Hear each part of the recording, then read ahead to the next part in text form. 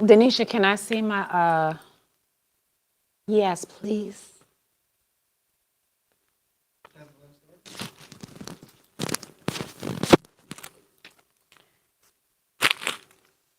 Thank you. Yes, we're live. Oh, airplane mode.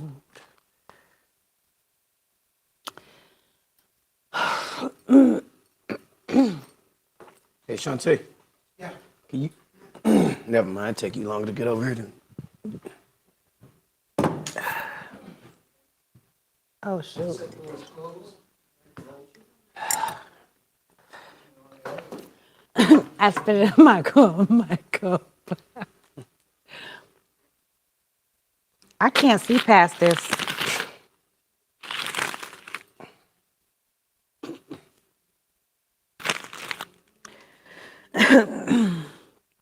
Final set. This is for picture. Clock is up.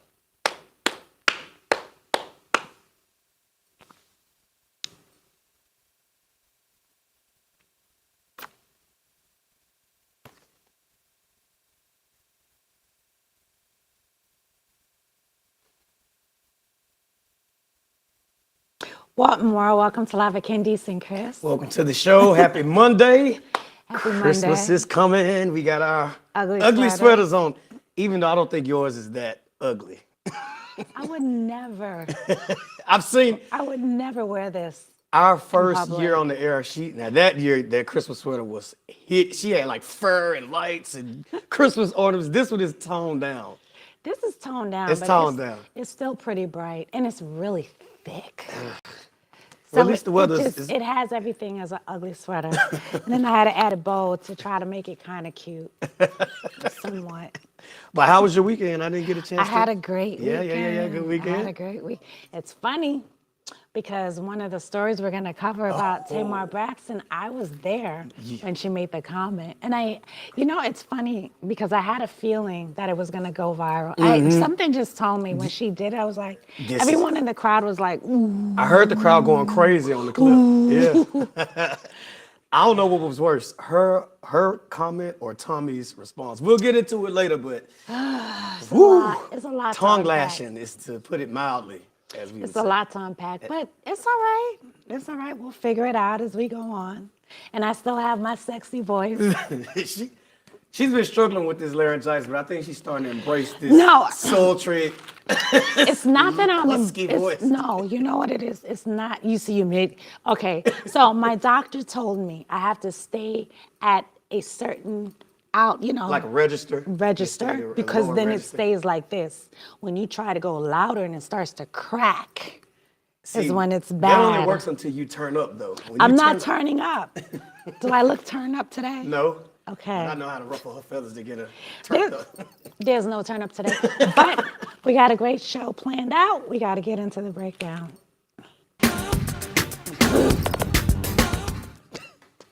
So, in case you haven't known, the Crown Act was passed, and we know that it was passed, but there's still a lot more work that we have to do. The Crown Act was passed in 2019 that is supposed to help African Americans or people with textured hair be able to wear their hair without bias. Unfortunately, we're still fighting that battle. But Senator Jamal T. Bailey has now signed a bill S6528A to diversify cosmetology schools. So now cosmetology schools have to learn to work with textured hair before even getting their license. So they no longer can just walk with it straight. It has to be kinky hair, it has to be curly hair, it has to be thick hair, it has to be a variety of different cultures. Yeah. I'm glad to see them pass. I hope this is something that they do on a national scale, because I've seen it several times where a black cosmetologist can do a white client's hair, but not vice versa. You don't really see too many white cosmetologists taking on black hair, which is a shame because black consumers spend like, $2.2 billion on hair care every year. So it's kind of odd they would not try to cater to that demographic. But I'm glad to see New York being the progressive state to kick it off. We're always progressive in New York. See, that voice went No, up. I knew certain words I know how to get her. New York, she's ready. No, I mean, you have a lot of cosmetologists that come out of New York. And what I found interesting is when you go to cosmetology school in New York, like they used to have the biggest one, which is Wilfred Academy. It's not there anymore, which is where I got my license. Yeah. It's funny because when you come to Florida, you only have to have certain license, like a nail license, Yeah. or everything is separated. And in New York, everything is encompassed. So you do nails, hair, Everything. So when you were in cosmetology Everything. school, did y'all have to practice on white hair textured dolls, or what? You They had to were do all- everything. They You had were to do them all. white. Yeah, they were all straight hair. Yeah. I'm glad to see it happen. It's going to make a lot of money, But you though. know why? I mean, I think I know why. So when you take the board license, your board cosmetology license, you have to do what's called a pin curl, and you have to do finger waves, and you're always taught on a different type of hair structure, so that when you do the finger waves, because they have to connect a certain way. Really? It's not just your average finger wave. Yeah. Yeah. And then the pin curls, you know what I mean? It has to be so you learn this not on black hair. You learn this on European hair. Yeah. You learn this on, Caucasian hair. Well, hey, it's going to generate a lot of money. Just think of how Fenty did. All they did was just included black women's skin tone, and they made billions. So I'm sure them doing this in New York is going to open up doors in the haircut industry. Hopefully. Hopefully. We're still fighting that battle. Yeah. But speaking of a next battle, Smile Direct. Jeez. You know, the people that give you your beautiful smile overnight, not overnight, but you know what I mean. So they are closed. They have filed bankruptcy, chapter 11, no more. But here's the good part. They want you to still pay your bill.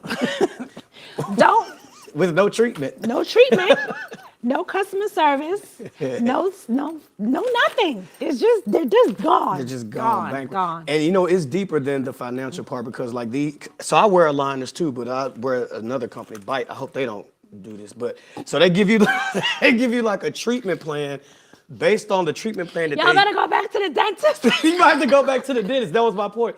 And it may cost you double the money if their treatment plan doesn't correlate with what your dentist think it should be. It can end up costing them double the money. And those things aren't cheap. You're talking about a $3,000 plan that you got to keep paying on, even though you get no more aligners. A lot of the dentists they were not okay with this they weren't. anyway. Yeah. Because first of all, it's taking money out of their pocket. Let's start there. Yeah. Not only is it taking money out of their pocket, but you're not seeing an actual dentist. This is all done this is done through the mail. This is done through services. So how can you help me with my teeth if we haven't done any impressions? I don't trust it.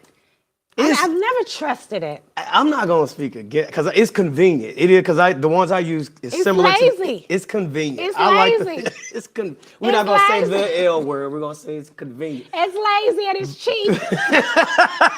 Go get you some braces. Don't listen to Candice. If you want to get some invisible aligners, get you you get some them. back. Everybody doesn't want the Go the get metal. you some metal braces. No, but seriously, I feel bad for the customers that are out of money Yeah. and aligners now. So Because it's funny how they said, if you place an order, it's not on the way. you just placed an order. You just not get the product. Yeah. Well, that's a good thing for Done. dentists. Now they're going to have customers coming back into the office. So it's a win for somebody, just not those customers. They might not, because they might be like, I'm out of $3,000. They might just say, Give just me a rock the crooked discount. teeth. That's not good. Stop it. It worked for you. Fingers crossed. Moving on. So a New Jersey man was filmed shouting at the top of his lungs as his black neighbors. Now, this has gone on for a while, and FBI have actually looked into it and found that it was against several neighbors. Now they finally sentenced him, and it's up to 8 years. A doorbell camera actually caught him yelling at his neighbor, hearing him say, "Hey, you effing monkey." Yeah. And, I know the ancestors are so proud of this. I'm happy to see that justice was served. But when you really think about it, in the past, when a white person sided with black people, they were known as an N-word lover. But now it's the opposite. If you're known as a racist, now you're kind of an outcast. So I think these white supremacists and racists are going to start seeing it's time to hang up those old ideologies. It's not going to work anymore. Now you will serve jail time. I think you're going to serve jail time if they catch you. Well, thank God for cell phones. Not even cell phone, doorbell Doorbell cams too. cameras. Yeah. The Ring camera Yeah. is, listen, get it? Please get it. It's I need you to talk about the Please, doorbell cams. please get it. Yeah. It picks up as soon as anyone walks by. It picks up animals. It picks up everything. Yeah. And it's so clear. Yeah. You can hear everything on those cameras. Yeah. But the audacity of him. So this happened back in 2021, and this is Edward Matthews, this beautiful face that we're seeing here on our cameras. But I don't think he'll be yelling anytime soon because 8 years to serve is a long time behind I was bars. shocked that he got that much time for racial. I mean, Whoa. I'm glad, but I was just kind of like, wow, that's.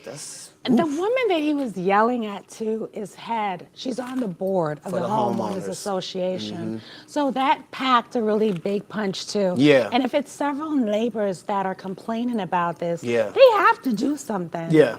They I'm gotta glad do to see something. justice for serve. It's time to hang Yeah. the racism thing up, y'all. It's Let's play it out. terrible. And on that note, you guys, we got to get into what's trending. So Tamar Braxton and Tommy Lee exchanged words on social media after Tamar dissed her at a recent concert in Orlando. Take a look at this clip. If y'all thought I was gonna let my man go because he took some crackhead to a basketball game,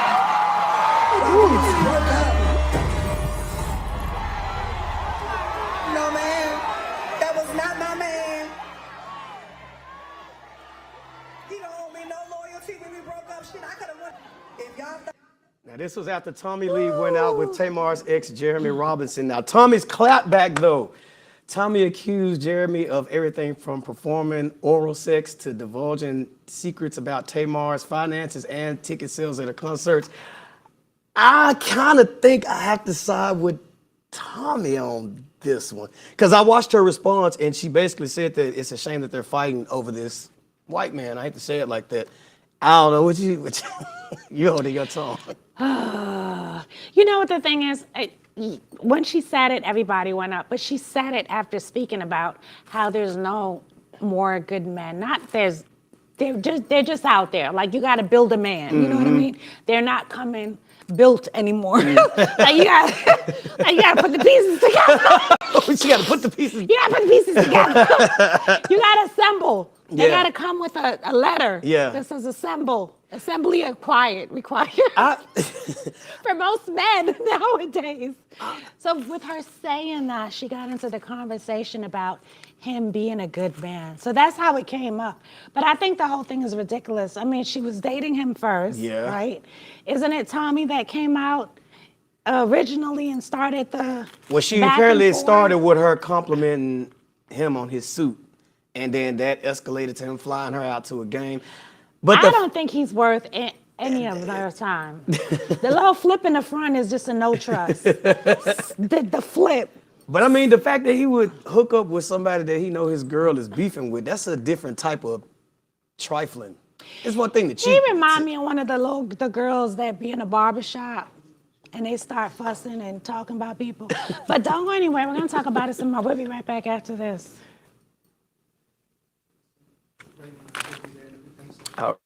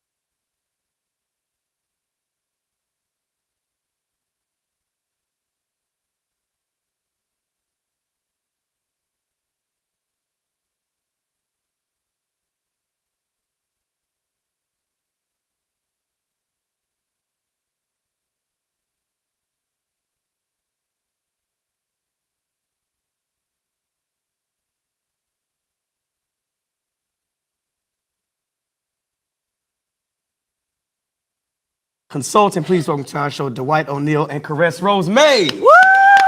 Yes. Welcome. I love this look. Yes. Thank y'all for coming to the show. Thank you so much. Okay, Today you meeting Candice and Kris. I love it. I love it. So you two have teamed up to form a successful global Yes. beauty consulting firm. I want to know what you guys were doing before you got into the beauty industry. What was your backgrounds before that? I mean, we've been in the beauty industry for quite some time now. Yeah, since daycare. So Yes. It goes way back. Okay, I got that. okay. But essentially out of high school for both of us. Wow. My mom was in the and is still currently in the beauty industry, so it's Okay. kinda in my blood. So we both started off working with customers and working with clients Okay. at counters and yeah, so I actually worked like sales floor way back in the day. So I worked at a beauty store while in college. Okay. Just to make a living. So, and we just kind of stayed in the industry, and Okay. we went from client facing over to corporate to Right. launching our own firm. So yeah. That is awesome. You have the straightest teeth I've ever seen. It's not Ghost Smile. Not the company we were talking about earlier. You did it the hard way. You did it the hard way. Period. I love it. I love it. I love it. So, okay, of course I'm going to ask the obvious, right? There's so many beauty brands right now. How much of a part does social media play into that? Oh, social media is a huge part now. Okay. Because everyone has access to social media. Right. Also, the influencers have really blown up as far as influencers actually get clients and consumers more interested in Yeah. brands than celebrities or models in the past. Right. Because they're doing how-to videos, they're giving real feedback about products. So Right. a brand really needs a strong presence on social media Okay. in order to really connect genuinely with their consumers. And also to add into it with Yes. what you said earlier about $2 billion being spent within the beauty industry by Yeah. Black individuals.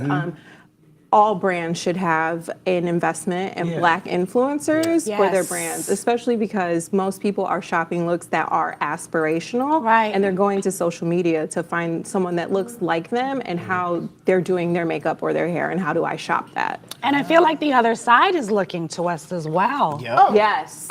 Absolutely. Right? Kim Kardashian braids. Hello. Facts. So yeah, they're definitely looking to us for inspiration, and then trademarking our things and naming it something differently. You know, I mean, as far as we can think with time, like BIPOC individuals have inspired so many industries, but especially beauty. So you teach brands how to protect themselves, I'm sure. We work with our brands and teach them how to Okay. protect themselves. We work with our brands on how not to get lost in such a saturated space. Right. We work with brands to help them achieve greatness and just grow overall. Right. So whether you have an idea about a brand or if your brand's already established, we get a chance to come in and help you take your brands to the next level. That's good. Oh, okay. That's good. So I was reading your bios. Now I know you come from the corporate side of the beauty industry, but so I know you were a model, correct? And you did makeup as well, and you did pageants too. Am I saying that right? I want to make sure I'm getting it right now. It was okay. Yeah. So how did those backgrounds help prepare you for this role, in addition to the corporate stuff that you learned along the way? Yeah, so modeling, I learned to do makeup. Actually, I'm from Little Rock, Arkansas, but I moved to New York. to What? model. Little Rock? Yeah, I'm from from Little Rock. Tennessee. Right there. Yeah. Okay. Let's get back to So, me. but no, so I moved to New York, and I paid for school by modeling. And while on set, I really bonded with a lot of makeup artists. I watched what they were doing. Right. When I started acting, I was a horrible waiter, so waiting was not for me. I ended up getting a job doing makeup, and then good. I started making more money as a makeup artist than actually booking work. Because Wow, I would work maybe 1 time, 2 times a year, if that. But I was Wow. always being able to get booked for like makeup artistry. Being a businessman at heart, I was just really obsessed with the business piece of it. So when I had the opportunity to cross over into corporate, I did, and here I am. Yeah. Wow. And very, very similar background. I started doing pageants in high school, and that's where I started to learn how to do makeup. And I wanted to go to art school. My parents said, no, absolutely not. So in order to flex my creative muscle and my artistic side, I got into makeup that way. So Right. started working with clients, started to do makeup, and built a career within makeup. And I felt very similar to Dwight in terms of being very fascinated about the corporate side, about education. And so I transitioned into the corporate side of beauty about 10 years after being a makeup artist. Wow. Oh, wow, that's really good. Yeah. And you know, the pageant world, whew. Cutthroat. Girl, I did one pageant, I never do it again. Is it that bad? Is it that bad? Damn. Can be, Patty. but it depends on the circuit that Okay, you're okay. That's true, that's true, true. Okay, so you teach brands so much. You teach them how to maximize their brand, how to go further. How do you teach them to maximize their profits in such a saturated world? Do you help them to stand out? What does that look like? Yeah, so absolutely. We work with them with standing out. I mean, we take a holistic approach when we work with our clients. So we Okay. really want to make sure that we're creating, I like to say, a special recipe for you. For your I like success. that. So we like to I work like with that. brands. For instance, Fashion Fair is a client now. So Ah! Fashion Fair, it's back. Right. So Fashion Fair is back, bigger than What? ever. Yes. Yes. And Fashion fair? Fashion Fair. my lipstick and my makeup. It's amazing. Get out of here. Knowing that Fashion Fair is a legacy brand, celebrating Yeah. 50 years in 2024, Okay. what can we do to bring that brand up to date? One thing Yeah. is for us, we are giving them support in the field. support. So we actually provide them with sales and educational supporters, which we call account associates, I love it. across the U.S. that they actually go in, they train on the brand, they let people know Fashion Fair is back, they lead Wow. events, execution, and we're basically creating a grassroots campaign to let people know that it exists. That's Just how you make that face now, awesome. every single client makes that face every day when they learn Fashion Fair is back. So we Right. work with our clients to find out what is it going to take to help you move your needle? What can we do to help you get more profits? What can we do to take your brand to the next level? Let's go. You know why I Wow. made that face? Fashion Fair has a tint. It's like a everyday tint. And I think it went away and it never came back because the Fashion Fair is such a brand on its own. You can't find that product anywhere else. It is a So, legacy brand. Yeah. It is. It's a legacy brand, but now it exists inside Sephora and Macy's. So she's back. Yeah. Yes. Wow. So I want to pick And y'all. you might get some today, you know. Oh Lord. Christmas came early. So Fashion I fair. want to pick y'all's brains for a second. So how do you feel that the beauty industry has evolved to be more inclusive to men and men's upkeep and grooming and all that stuff? Absolutely. So, I mean, there's a ton of men's brands that are out there, but one of the first that I've seen do it and do it well for Black men is Bevel. Bevel launched over 10 years ago. We have a kit here today for you, Kris.